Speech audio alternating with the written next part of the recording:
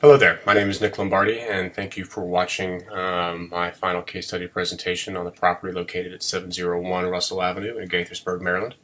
The subject property is identified here on this 10-minute drive time map that was provided in the course materials, and gives a good macro view of where the site sits in relation to the surrounding geography.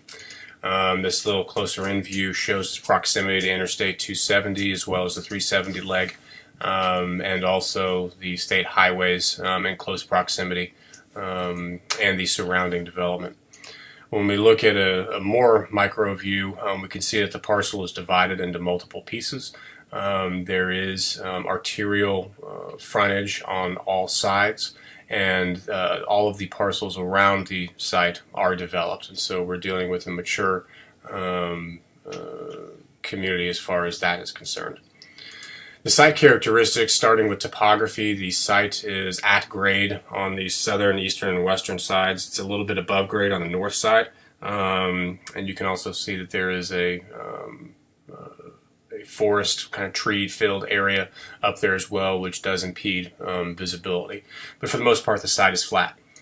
The position, as it relates to other uses, is more central than it appears, meaning that other uses are facing this or are using it as a point of reference for their access. Thinking primarily about the multifamily that is to the north and to the south, but also to the neighborhood retail that is to the east, and the pad site users that surround the property as far as retail is concerned. The stormwater on site is managed by two detention facilities. I mentioned stormwater mainly because a redevelopment of the site may trigger a new analysis of the runoff requirements and capture requirements. Knowing FEMA and the Corps of Engineers, those things change on a regular basis, and making sure that enough capacity is in those facilities is something worth keeping an eye on. The infrastructure is good for most general commercial development as far as water, sewer, and electric is concerned. Anything short of heavy manufacturing or a very intense industrial use will be adequately serviced by the infrastructure that this site has access to. The zoning is C2, which is a broad commercial-based zoning. You've got the ability to downzone relatively easily. You've also got the ability to transition this piece into a mixed-use zoning that the city of Gaithersburg and Montgomery County would likely support. The traffic is a bonus on this site, just with its proximity to the state highways and to the interstate. You've got a lot of eyeballs that go by this site every day, and that is certainly something that defines the property as it lies in its present state. The advantages of the site are obviously the access and the traffic. It's got a divided boulevard on all sides and lighted and median braked intersections pretty regularly. So there are multiple access points, multiple points of ingress and egress, and so that is certainly one of the advantages to this property. The centrality of it and the market that it serves, I think, is a really big point. It's a point of destination simply by its location, but it also draws in traffic from other parts of the community. So it by virtue of its location and by how everything is developed around it, it creates a sense of place merely by its location. The visibility is great from all sides, and so it's easy to go, it's easy to find, it's easy to see. There are no impediments except for the treed area on the north side. Because this site has already been developed, you don't have any, or you should not have any major issues with taking a look at this site again. You've already got compaction, you've got grading, you've got stormwater infrastructure, all those sorts of things are in place, and so it is ready to go if somebody was interested in starting from scratch. Disadvantages on this property do come from a redevelopment. The demolition cost will be high if you don't utilize these buildings, which I think there is room to do that. You would have a large expense there. The title is vested into 5 or 6 different entities, and so that is some cleaning up and some expense on the front end that needs to be managed before you can move forward with either a lot combination or a lot split or things like that. The demographic is average. It's not Beverly Hills, but it's also not the slums. You've got a wide swath of retail from low end to high end, which is a good indicator of the strength of the market. The size of the lot is a bit intimidating, I think, particularly if you're trying to do one kind of use. A lot of developers will try and fill the tapestry and end up with a substandard development. I think taking a look at a parcel of this size in its area requires a little bit of careful thinking and figuring out what goes where and why it goes there. So that's something that takes a little bit of extra time. It's not a quick and dirty CVS deal, and so there is some front-end work that needs to be done to determine those what-ifs. When we look at the surrounding uses, we can see recreation is around this property in the form of you've got Clapper Lake, you've got some aquatics facilities, you've got some Montgomery County parks that surround the property. There's also a municipal airfield, the county fairgrounds. There's a decent amount to do. You have got office, which is more to the south and to the west of this particular property.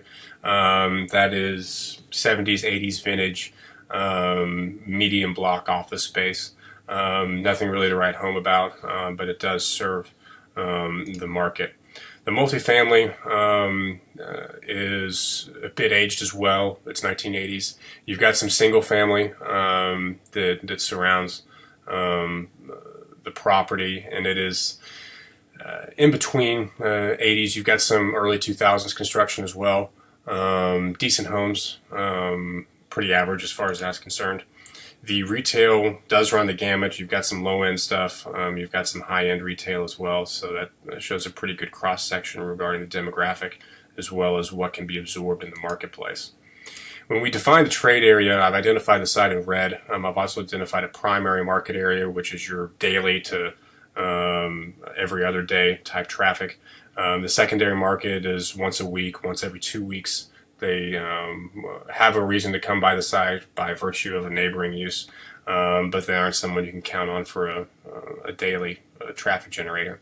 When we look at the destination market area, this is something for a large retailer or a large draw-in use, whether that be recreation or educational, something like that. The way that I've drawn it, it goes more towards a funnel as we get closer to DC, simply because that's the magnet that's drawing more people along the interstate system. So I see a destination footprint that is certainly much larger than its daily or even weekly traffic count. The profile of this market is interesting. We've got positive household and population growth, which I don't think Site Reports has ever had a negative one. But what is interesting is that the high volume of rented households in the area. It's a little bit less than half. And then the households that are in multi-units. So duplexes, triplexes, quadplexes, walk-up condominiums, townhouses, that sort of thing. That is a form of single-family residential that is well received in this market. And so that's something interesting when we start looking at that component of a site analysis. The office, I think the most important thing to figure out there is where is the demand. We're looking at smaller users. We're looking at less walls. We're looking at collaborative workspace. We're looking at windows. We want light to get in there. Companies that are downsizing. Companies that are just getting on their feet but need a place to meet people. The competition is a little bit stodgy as far as what it is. It's a traditional office building. There's not a whole lot of the new type of inventory. One thing that's interesting is there are about 65 new projects within 10 miles of this site. Only 8 of them have a significant office component. And so that is something when we say, what's the market telling us? Office is not necessarily the driving factor. And with GSA contracts either coming up or shrinking, that has been the driver for Gaithersburg. And so that loss really does take a toll, not only on the existing inventory, but on how you view office as a component to a new project. So our customers are people who are either downsizing or who need collaborative workspace. They need a place to pick up mail or meet people, or just frankly to get out of the house. And so our question becomes, how do we make it viable? Is it something that we can cookie cutter approach, or do we need to have some creative ways of building the space? When we look at that, we ask the question, why do people need office space? What is requiring people or driving people into our buildings? How do we get tenants that stay there for many years rather than the monthly or annual tenants that are in and out every single year? Another thing that we're looking for is what kind of tenants. Are we looking for big businesses? Are we looking for sole proprietorships? Are we looking for startups? Are we looking to subsidize rent in order to keep tenants and create that buzz of activity? And when do we think people need this space? That's an hourly component if you're looking at something mixed use. Are we seeing a 7 to 7 type office environment? Are we seeing a 10 to 2 type office environment? And then further on that win side is how do people use this space? Is it a long-term commitment? Is it a short-term deal? How, as property owners, can you maximize your return while still serving the wants, needs, and desires of your customers? When we look at residential, the driving force in the market is 1 and 2 bedroom apartments. Most of them were built before 1990. What is interesting is that there is not really a correlation between vacancy and most expensive. Typically, you expect those to be inverse. Really, what it appears to be is that the amenities or lack thereof is what is drawing vacancy rates, and people are willing to pay for good product. And so that is an interesting way to look at it. The amenities, again, are what are driving customers. When we look at things like pools, workout, even a small office space or meeting space, open soft spaces, the feeling that you aren't living in an apartment complex, but you're actually in a neat place to be is what's driving people. The unit size is interesting in that efficiencies are not really served in this market. There may be a gap for that size, but there is still need for 1 and 2 bedrooms, and so that traditional form of multifamily certainly has legs in Gaithersburg.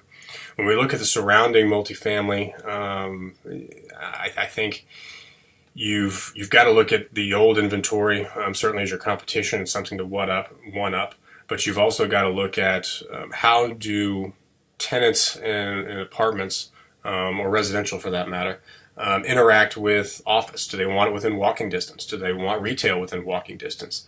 How is the sidewalk infrastructure as far as coming home with your groceries? Or buying something at Best Buy that's a little bit unwieldy. Can you get it home? Those are the sorts of things that have tenants choose one spot over another, as well as access to transit.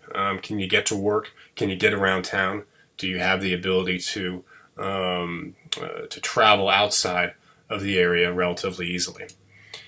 When we look at retail, there is a lot of retail within the area. I have been very conservative with my estimated capture rates, citing the internet as competition, but also assuming that most of the population in Gaithersburg travels to D.C. and has the ability to shop there, either on their way to work or on their way home or on the weekends. And so using that assumption, I've been very conservative with those numbers. And obviously we show a pretty sizable negative opportunity gap. So with that being said, how can you absorb more retail?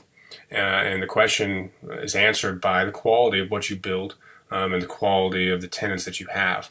That will always drive more consumers, and creating that good quality is something that's incumbent upon a developer looking to either redevelop or create new product in the marketplace. That new construction utilizes things like more glass. It's energy efficient. It allows the use to cooperate with other uses. And it also allows you to capture existing users in the marketplace that are on expiring leases, bring them into a new facility, give them a new identity, and bring in new customers into the door.